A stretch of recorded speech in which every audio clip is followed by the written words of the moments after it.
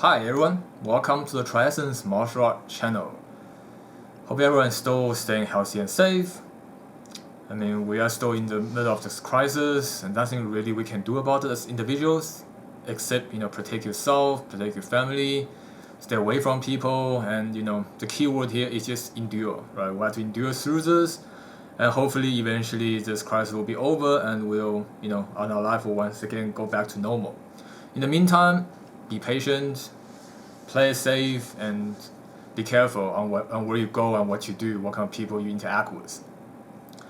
Alright, so welcome to the fifth episode of Fact or Fiction, where we are gonna take a break from our Taiji topic and look at something completely different. Now I know I've said in the past that we're gonna focus on Taiji related topic until it's all down, but today we're just gonna take one brief moment to take a break and do something else, and the next week we're gonna go back to Taiji again.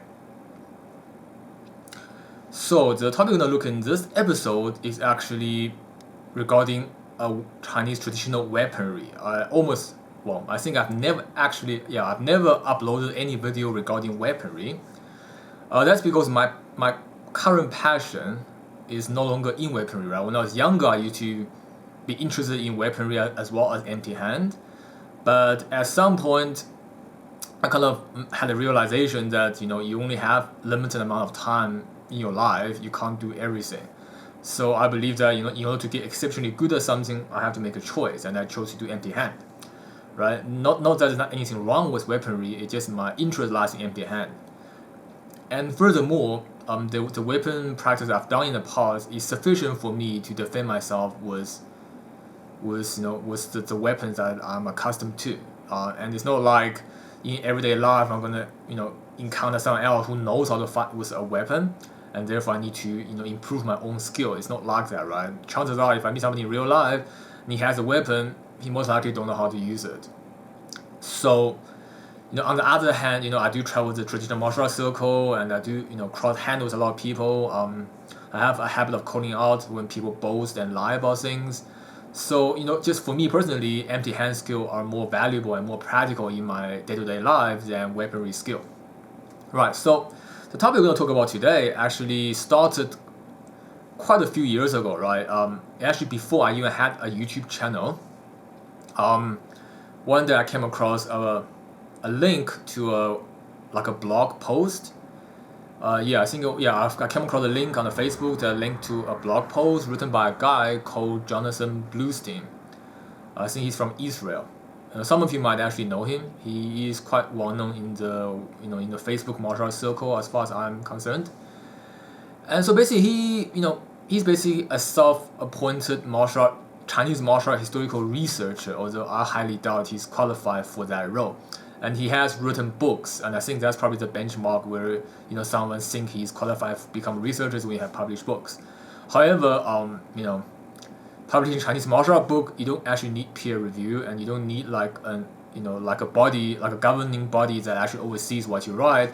You can pretty much write anything. You can write that they're unicorns, and you can publish it as long as there's a publisher willing to do that, right? So just because you read something in a book about Chinese martial art doesn't necessarily make it true. And basically, I had an issue with him because in his post, what he personally does, I think, is Pi Gua from the Guo family. And the Guo family is also well known for the Miao Dao practice, right? So he wrote basically like an article on the history of Miao Dao. For those of you that don't know, Miao Dao is currently a Chinese traditional weapon that I'll show you in a bit. Right, I'm just gonna quickly go through the center of the argument. So he basically claimed that according to his master, this Miao Dao is of Chinese origin. Okay, he believes that this weaponry come from China. It basically dates back to the Zhanma Dao of Song Dynasty. Zhanma Dao means the horse cutting blade of Song Dynasty, and then it went to the Ming Dynasty, and then eventually came to the Qing Dynasty, and then eventually was named Miao Dao around the Republic era. And I disagree with him because it's very obvious and clear that this blade Miao Dao's original name is actually called Wo Dao, right? Written like this. So it is Wo Dao. Dao means blade. In Chinese, Dao means single-edged blade, right? Jian is double-edged blade, Dao is single-edged blade. And Wo refers to Wo Kou, or rather Wo Ren. Okay, Wo Kou is a term where this blade actually comes from. Those are the Japanese pirates of the late Ming Dynasty. But Wo originally refers to the piece of land that's known as Japan to today. So when we're talking about Wo Ren, we're referring to the Japanese people back in those days.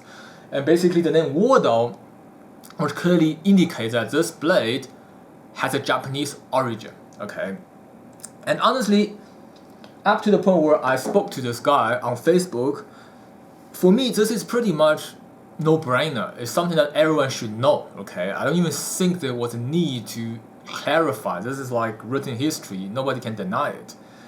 But unfortunately, on the contrary, it seems that there are quite a few, not only his masters, there are others as well, that due to probably national pride and the fact that Japanese invaded China, they try to basically cover up and cut off any connection to Japanese origin. So they want to do this, blade and its form and teach it, but they don't want to admit its Japanese origin because that hurt their national pride. And for me, that's completely nonsense. Okay, having pride is good to some extent, but having too much is actually bad. If you look at the Japanese, they learned a lot of things from China, and then they're never shy to hide it. Okay. And I think it is okay for Chinese to learn something back from the Japanese, and we shouldn't hide it either. But eventually, I gave the guy a lot of evidence up to a point where he just blocked me on Facebook and don't let me comment on his post anymore, because clearly he realized, well, I think he realized that he's wrong and the evidence is stacked against him. Any case, so in this video, we're gonna basically go through the evidence that I have on discussing where's the true origin of Wo Dao or Miao. Okay, the connection between Wo Dao and Miao Dao and the true origin of Miao Dao. In case you wonder why I'm doing this, just in case there's still people out there who are misinformed by this kind of unqualified researching Chinese martial art researchers, so to speak. And also, like I tend to hold grudges, so it's a good time to clear some of them. Alright, so now first of all, just in case some of you don't know what the weapon Miao Dao looks like, here is basically an example of Miao Dao. Okay, so it's got a straight handle, reasonably long, and it's got a reasonably straight, not that narrow of a blade. Okay, and in modern day, you also find Miao Dao where the blade might be slightly wider. And you can see it's very straight. And this is one of the reasons, one of the excuses that some of these people use to say that this is not related to the Japanese blade. Because Japanese blades, as we know, are curved, right?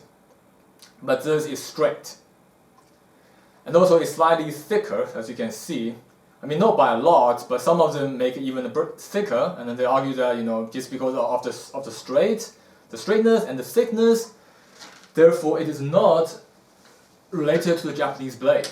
Okay, but if you look at the picture that I'll have over here, which is taken from the manuscript Dan Dao Fa Xuan, which is essentially the Bible that gave birth to the modern Miao Dao practice. Okay, you can see that in the original illustration, the blade is actually pretty curved.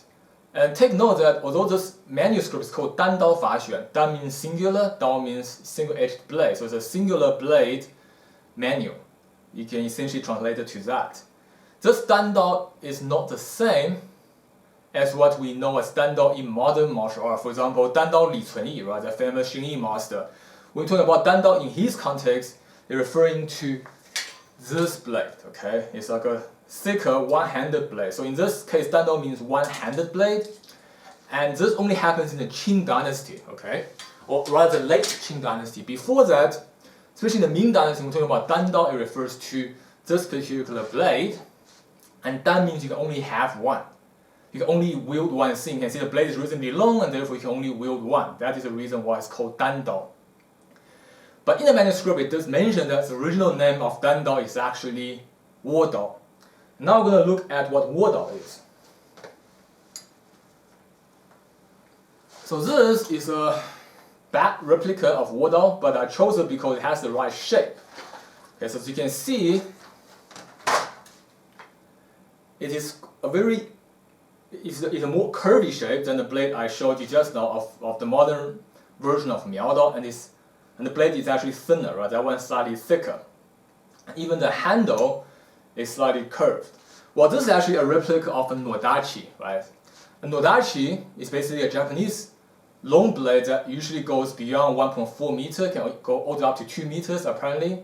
But majority of them is ranging between 1.4 to about 1.5, 1.6, right? So this is actually a replica of a nodachi, of a curved blade, and you can see the similarity between this and the blade in Dandao Faxuan, okay? Except the handle, as you can see, this handle is actually curved because this is how a nodachi's handle is, but the Chinese version, they have a straight handle.